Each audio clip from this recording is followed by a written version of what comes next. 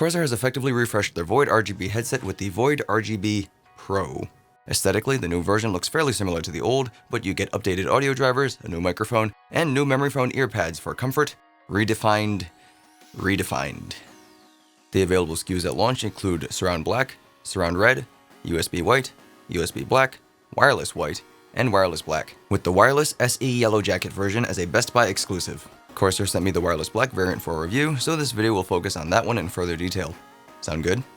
The headset's sleek yet bold design is a collaborative result between Corsair and BMW's DesignWorks studio, so you can bet there was some careful planning involved.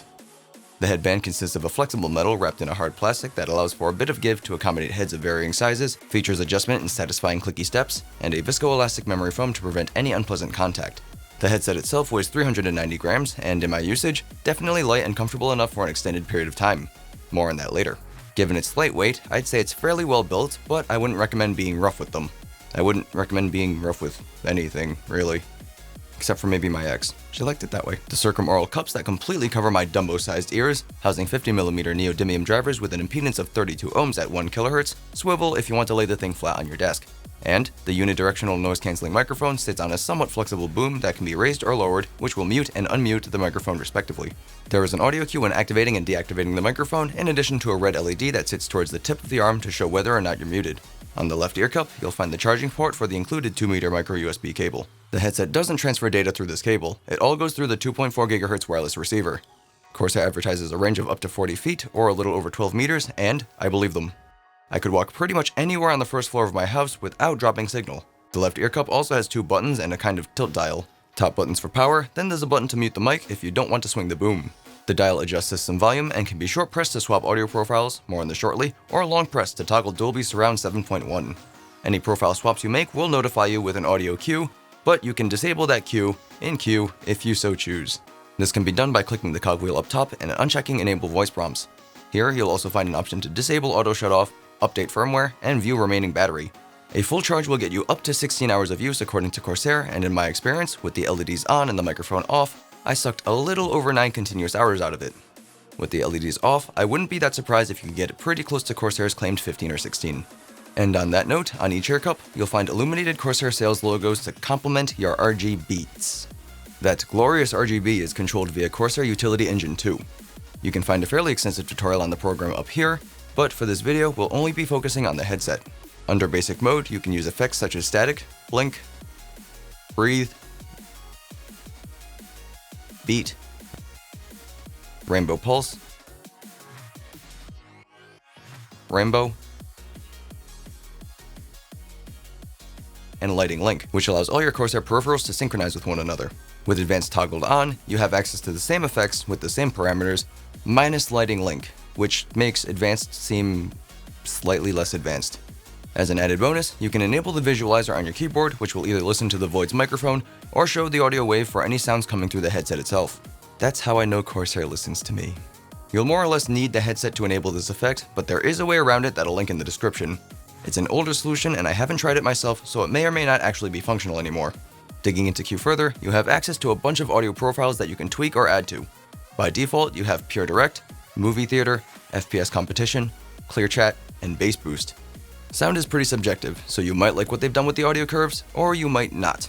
On the bright side, this headset has 2 of them. You can adjust the balance to your liking. The last things you'll find in the Q software are a button to toggle surround sound or stereo, and 2 sliders, one for your microphone's volume and the other for something called side tone, which allows you to monitor your own voice so I can hear how dorky I sound. There's virtually no latency on it, so you don't have to worry about it acting like a speech jammer while you try to rush RGB.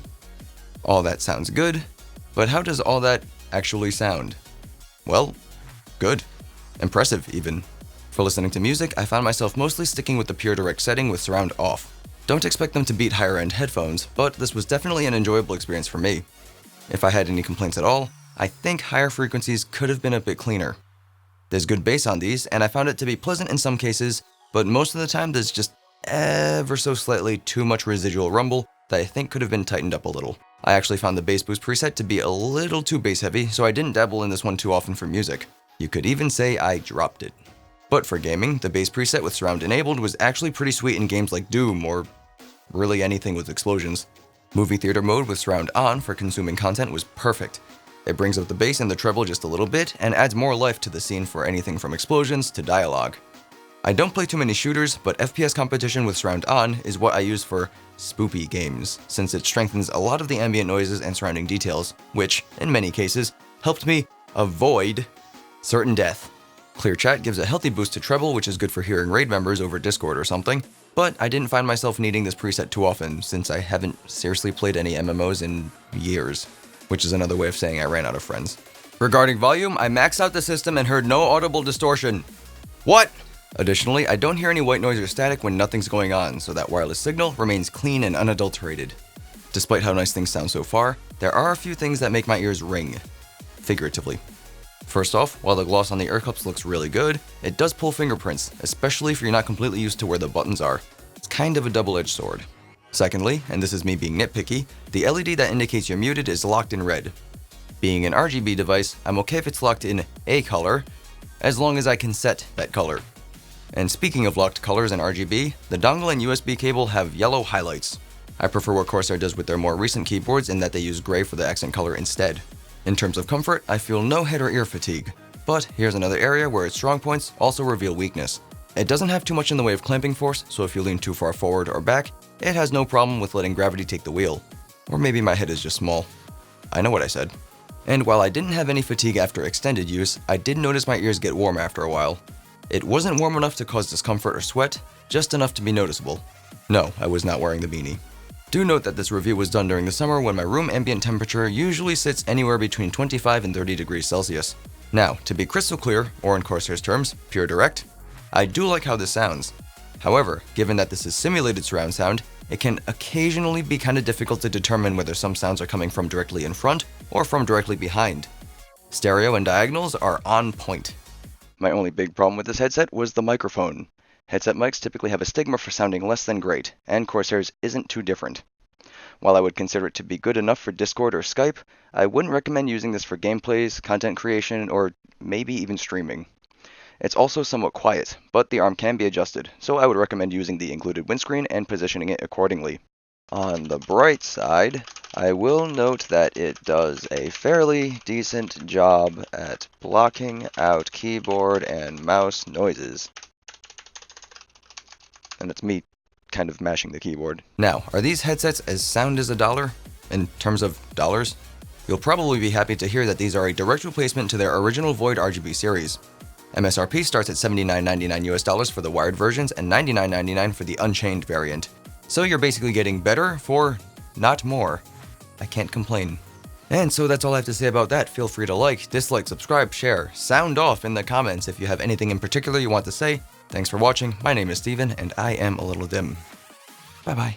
Corsair has effectively refreshed their Void RGB. Corsair has effectively refreshed their. Okay. The hardest part's the beginning, usually, until I see the word radiator. Yeah. The availability. So this video will focus on that in more detail. Oops. Corsair sent me the wireless black variant for a review, so this video will focus on that one in further detail. Sound good? Sound good? Sound good? Sound good? I don't know how I want to do that, but either way, I thought moving my hand felt weird. There is an audio cue when activating and deactivating the microphone. In addition, I was doing so well. I was just thinking I was doing so well. In addition to a red LED that sits on the tip, towards the tip, just the tip. People say that, I don't really know what that means. The more I say tip, the more I think I could have incorporated a penis joke, and that was a missed opportunity. It all goes through the 2-point whore. You know, because the thing always gets head, and can be short pressed to swap audio profiles. Here you'll also find an option to disable auto shut off. I think that was a bug. I couldn't tell if that was dust or a bug. And in my experience, with the LEDs off and the microphone other way around, on each ear cup, you'll find on the bright side, this headset. On the bright side, this headset has 2 of them. Do I look really bright? I feel like I look really bright.